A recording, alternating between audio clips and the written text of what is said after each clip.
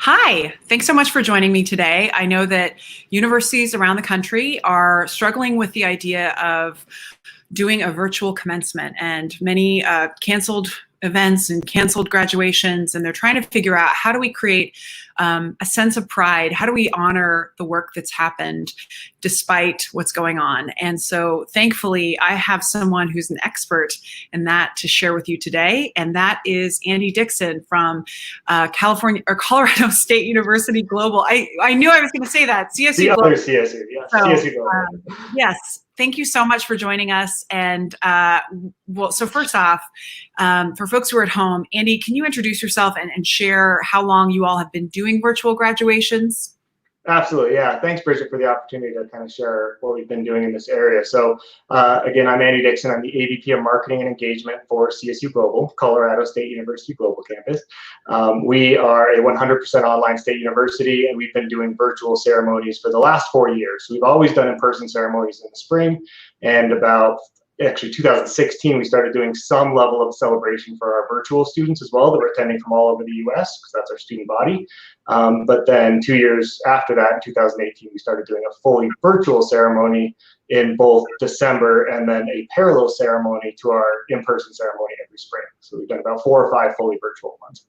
Okay, and so now the number one question that you get from people is what platform you use. So I'll just go ahead and just let you answer that question. Yeah, and again, I wish I had some sort of magic solution for you, but I think the biggest thing that I want people to take back to their institutions is that there is no single platform that I think is the best answer. We've done everything from Zoom, video conferencing, to WebEx and YouTube Live and Facebook Live, Periscope. We've tried a number of different solutions for all of our different virtual events, and it's really about what level of engagement you're trying to get out of your audience. So it's about where is the best way that you can engage with your students and deliver on the expectations that they want out of their virtual ceremony.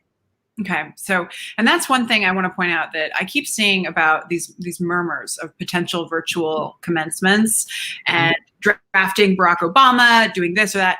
And I just want to start with ask the students what they want. That seems to be a pretty important thing. Absolutely, yeah.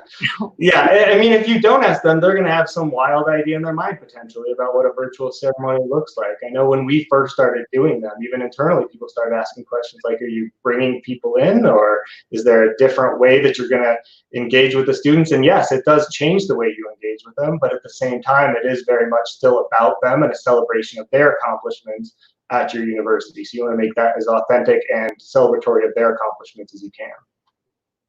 Great. And so, talk to them, find out what they want.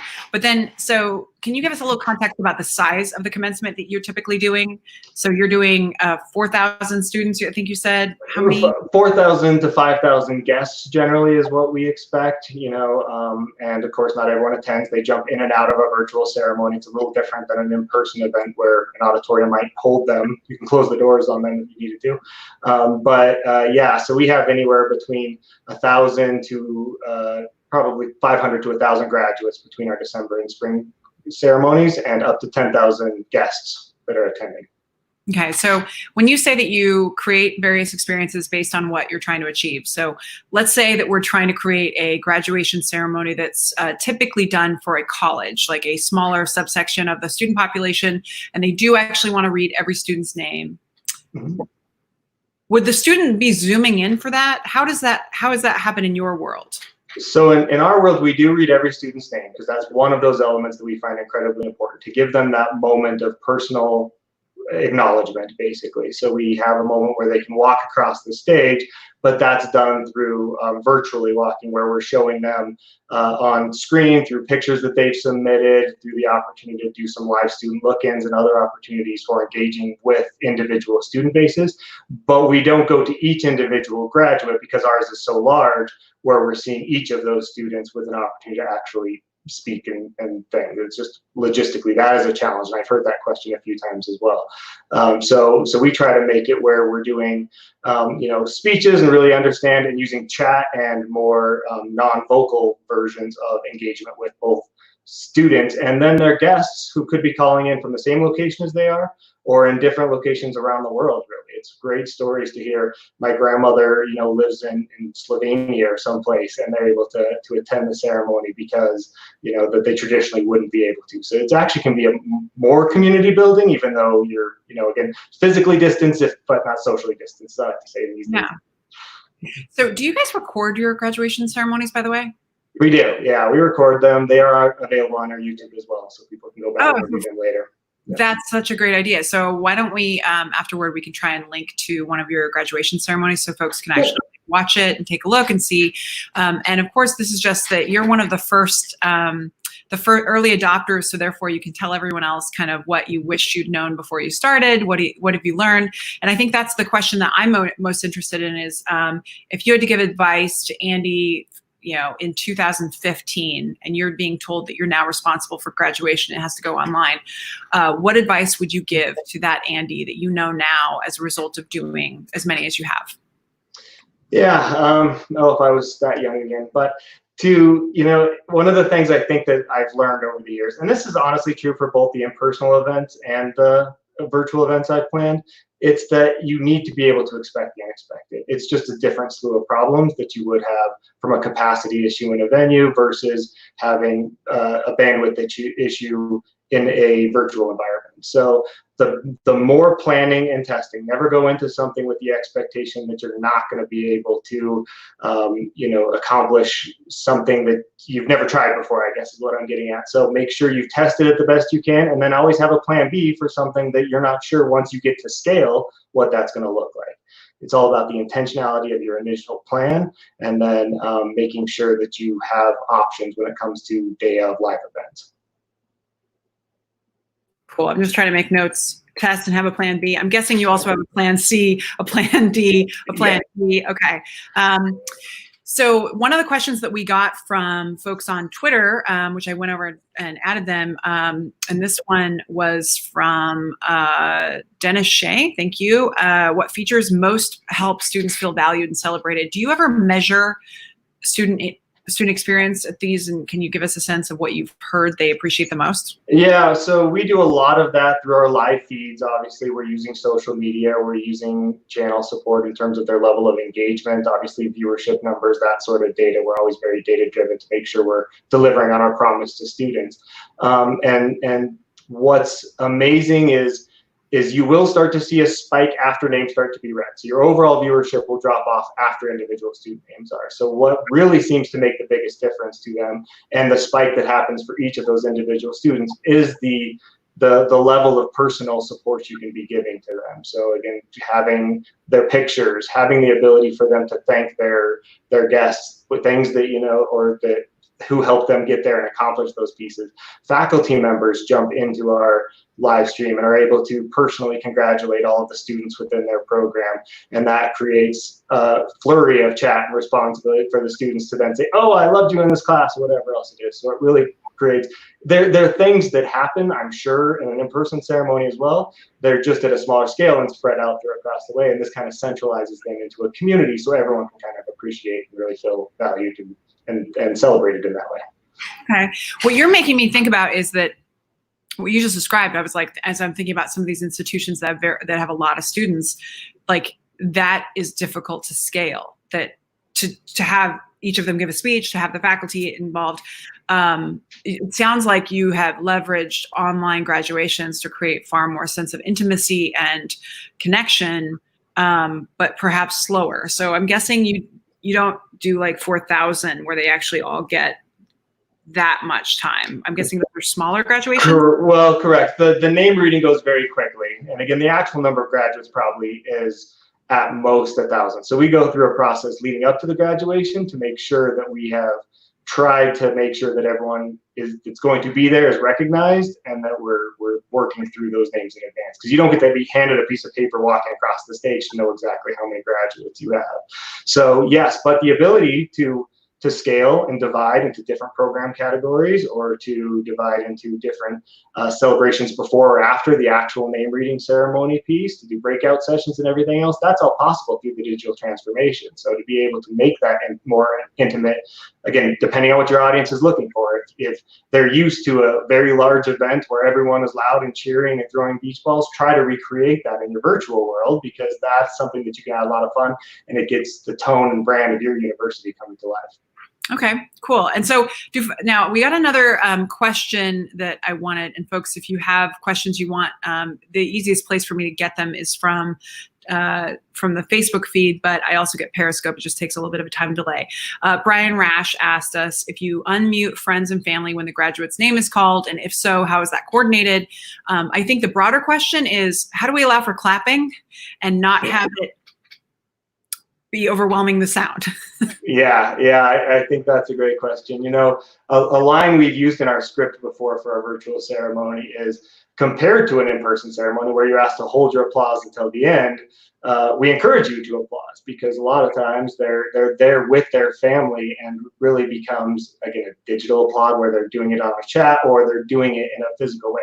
That's one of the main things that our students have really commented on that they like about the virtual environment. They're not sitting separately from their family up in the stands. They're able to be right with them and experience it in real time there. So they're getting that still congratulation. And so we don't allow, we don't unmute each one and allow them to talk and give a quick speech. Again, it becomes a bit of a time issue if you were to do that. So I would see nothing wrong with doing one big, let's celebrate all of our graduates and let everyone come off mute, because you do get that level of control as well. But it's nothing we've ever done in that particular area. Okay. That's interesting, because so I've been experimenting with some. I'm watching how everyone does online events and seeing how we do this. So one, I do stand-up comedy, and so I went to one open mic that was online, and it was basically like, everyone just had to agree that you were in a quiet place, and they left you unmuted so that you could hear what jokes landed versus not. Now, it's not the same thing, but in general, I think what you're trying to do is give real-time feedback and support that is often auditory. And so depending on the size of the room, you could theoretically do clapping. But again, I think it's more who's giving incredible instructions at the beginning of the graduation about, here's how this is going to go. Here's how you as a family can show up. Here's how you as a graduate, this is how you can show up. And here's how we're going to make sure this is a great experience for everyone. I think it sounds like we're going to need really crisp instructions on the front end. Yeah, the most you can document, the more technical support you can provide throughout. And you do need some level of control, I think, too, because there will always be somebody that doesn't listen. There will always be somebody. So that's great if the comedy shows have figured it out. I haven't yet, in terms of making sure that everyone is able to listen. But again, depending on the scale, you're right. I think that's totally something feasible. It just would depend on making sure that you're very clear of what that expectation is, and then what's going to happen if you don't meet that expectation. Great. Okay. So Marshall Schertz asked us, do past virtual graduations use video chat, which I think you alluded to a little bit. Other methods. Digital worlds would be incredible, but don't know how feasible, especially for older relatives. So I think in general, the substance behind this question is really, can you share about the video chat piece? And then are there other kind of AI-enabled virtual world technology platforms that folks can talk about or learn about? Yeah. So one, we have used video chat. Again, we do test runs. We do as much as we can in order to have the students that have been kind of, I won't say it's pre-selected, but they generally say, I'm interested in doing some sort of video chat during the ceremony. And we do live look-ins, a student speaker, singing of the national anthem. All those are things that we've done to engage different populations of students throughout the U.S. And I am a firm believer that there's a variety of different ways to do this. So, while I'm sharing my experiences, I do think that there's a lot of right answers.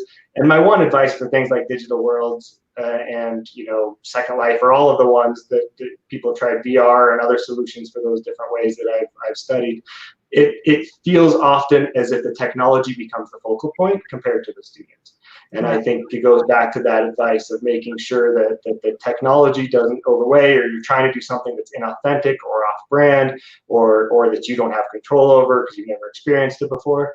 Stay tried and true about making it about the students, and oftentimes that ends up being the best experience. That is some dropping some knowledge bombs. That's great. So yeah, no, I agree, because I'm just trying in my head to like walk through this scenario and thinking about my experience with graduation and like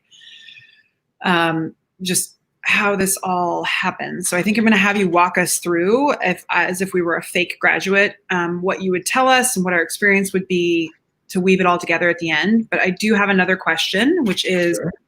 How does technology create barriers for less technology savvy relatives? That's one that folks have asked. Yeah, I would say the biggest advice there is to make sure you're meeting the technology with where your audience is. Again, I hate to sound like a broken record, but that student-centric and that guest approach is going to make that experience much better. So yes, if you're going for a digital world, probably grandma that's in Slovenia is not going to be able to attend that. And no, I don't know any grandmas in Slovenia, just using that as an example.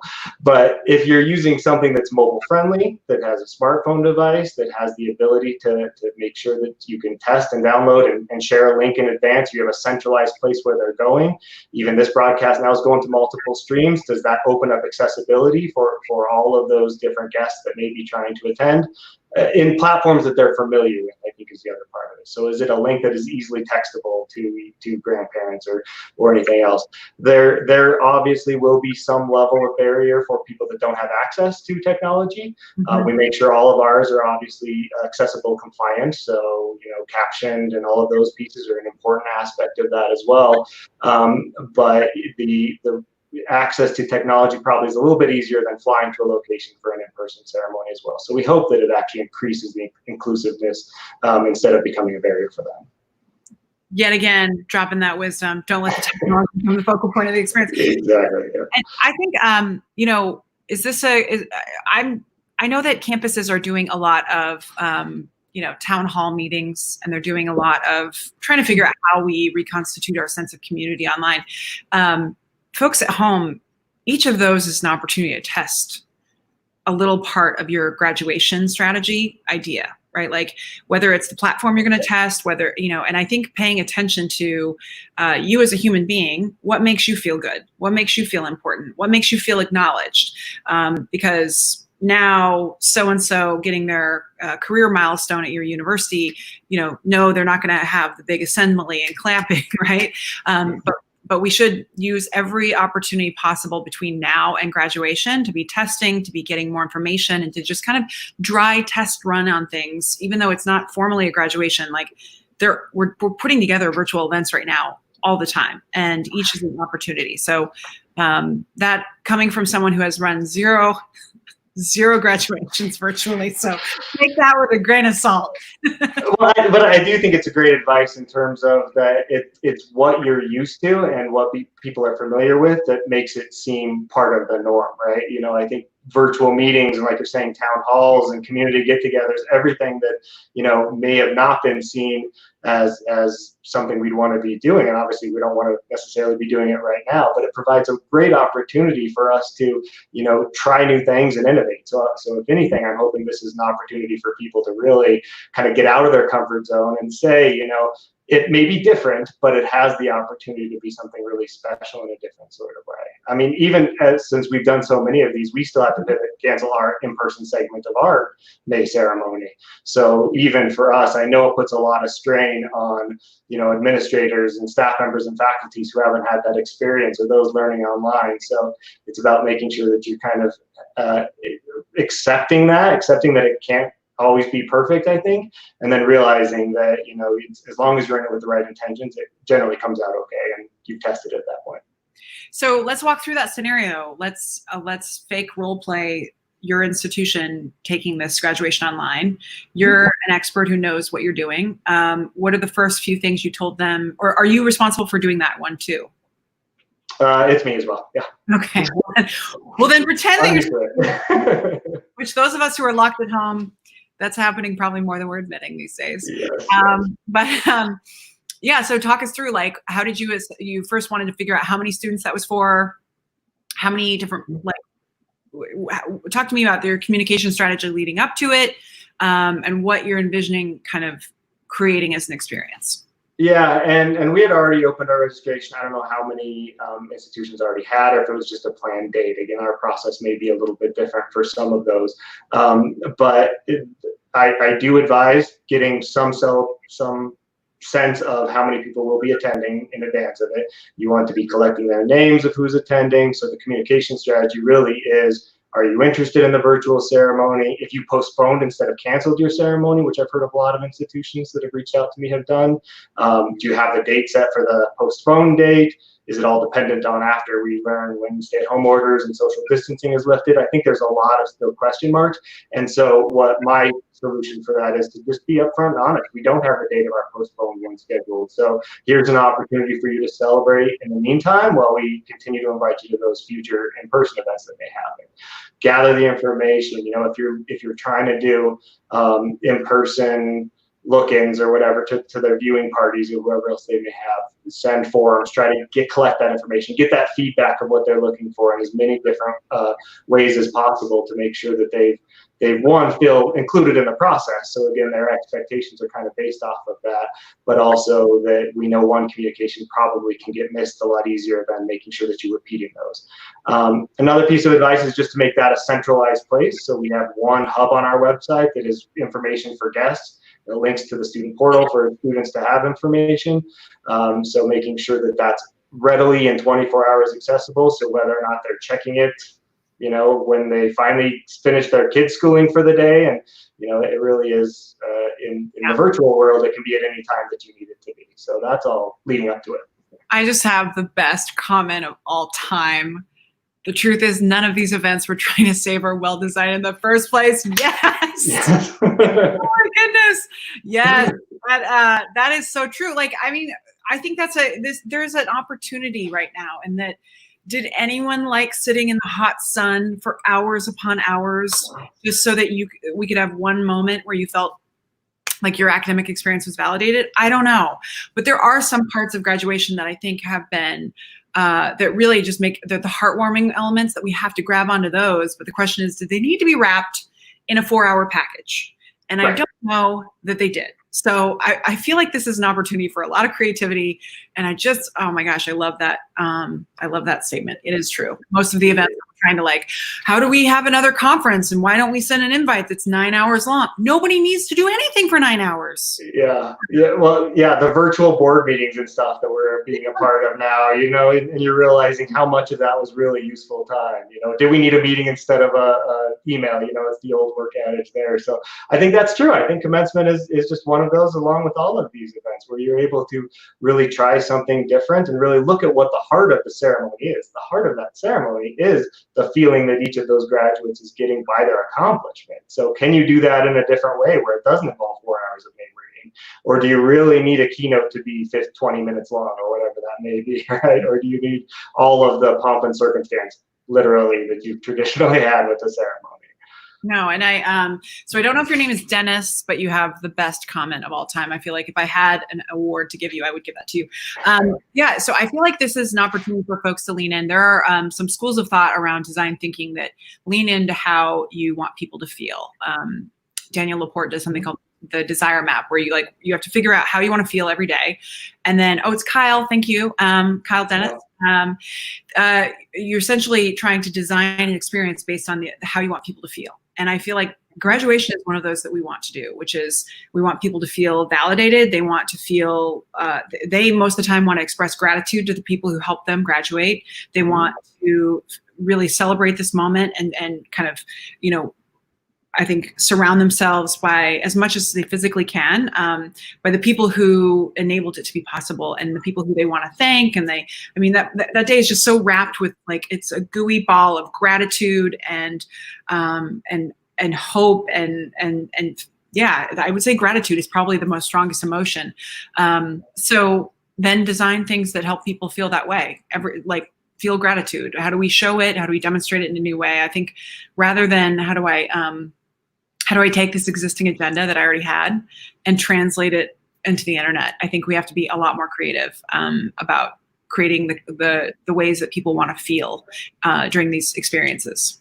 Yeah, and can you engage different stakeholder groups that maybe have not had that much of a say? You know, the faculty that are sitting on stage haven't really had the opportunity to engage with their students at the same level before. So can you actually utilize that to build a stronger community and get to that heart of what you're projecting to your students and what their experience has been with your university or institution over the past few years? I think really is a unique opportunity, like you're saying, to really get to the heart of something real, compared to, oh, I don't really want to even attend my graduation because I know it's going to be boring, but secretly I'm excited about what I've accomplished and want to be able to share. I mean, I'm interested to see which institutions think about it in terms of the graduate giving their personal keynote, a 10-minute speech that is actually the speech they would like to give, that is about thanking the people who matter. And, you know, that always happened at people's homes if they went to, like, you know, their graduation party afterward, and they were, but like, what if instead it was people were able to, you know, we asked them what they had to say about their experience and what they've learned, and give their own personal keynote that gets to be shared with their friends and family, and like make it about them. Like, first off, anyone who's like talking in this moment has never led through COVID, has not been a student graduating through COVID, right? Like, the only people who know this experience are them. So why not like turn the microphone and create an opportunity for them to share their wisdom that they've gained through going through this hardship. Yeah, I love that. I love that ability to get in all those different voices, because everyone's situation, especially we're experiencing now, is very unique. You know, everyone has different things to work with, whether they're essential workers or healthy or not or anything else. Everyone has had their own little trials and tribulations to deal with, and to, again, have a moment of celebration about making it not, you know, the negative news that we're hearing, but to make it really an opportunity to come together in a positive way is really an opportunity I think that commencement can do. And Kyle agrees with us. He said, yeah, hell yeah. So I appreciate it. Yeah, he's in our corner. Yeah, so I think what I'm also interested in is institutions not, again, like the thing I see the most is tinkering in silos. Everybody's coming up with the same, like everyone's trying to solve the same problem separately. We're like literally, why, right? This would be an opportunity for some, I'm not calling it a consortial effort, but definitely a place for anyone who's running one of these to, like, let's band together and come up with different ways to make students feel important, different ways to support them in this moment, different ways to cultivate community. I mean, I just think this is the ultimate challenge for higher ed, and it's not because we had nailed it before. Like, we know learning communities are valuable, and now we're struggling with creating online learning communities, but boy, actually we needed that all along, because physical traveling to places like that was never going to scale at the level and that didn't go as far as we needed to go. So this is really an opportunity, I think, for higher ed to look at all of our practices and find a way to assess whether it really helped us achieve what we wanted, and if there was possibly even better idea out there. So for folks who are at home, thank you so much for sending in the awesome questions. And Andy, thank you so much for sharing your wisdom with us. I'm hoping we can call you back.